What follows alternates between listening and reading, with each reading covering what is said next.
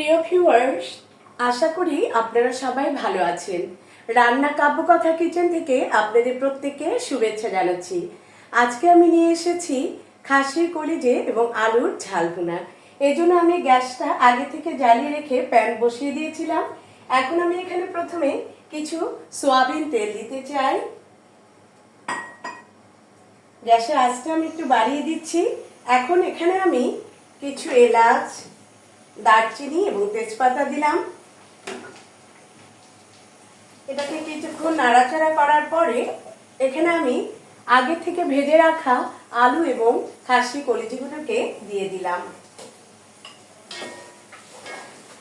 কিছুক্ষণ নাড়াচাড়া করার পর এখানে আমি 1 চা চামচ মরিচের গুঁড়ো, 1 চা চামচ হলুদের গুঁড়ো এবং 1 চা চামচ ধনিয়ার গুঁড়ো দিয়ে দিলাম।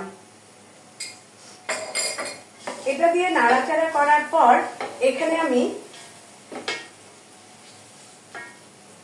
1 চা চামচ পেঁয়াজ বাটা, 1 চা চামচ রসুন বাটা এবং 1 চা চামচ আদা বাটা দিয়ে দিলাম।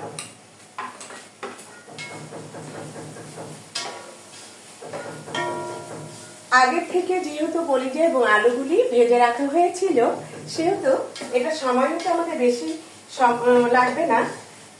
কিছুক্ষণ নাড়াচাড়া করার পর আমি এখানে আগে থেকে রাখা কিছু সিদ্ধ পানি এখানে অ্যাড করব।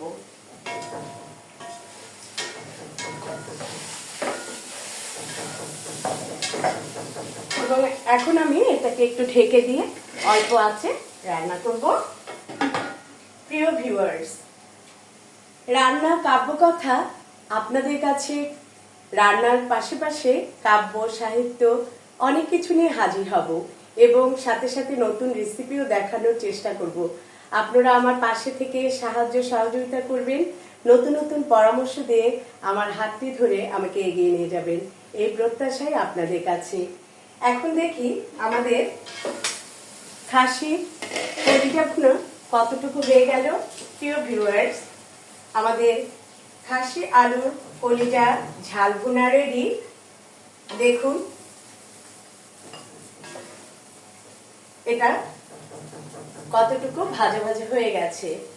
আজকের মতো এখানে রাখি, আগামীতে নতুন রান্না নিয়ে আসার প্রত্যাশায় এখানেই আসছি।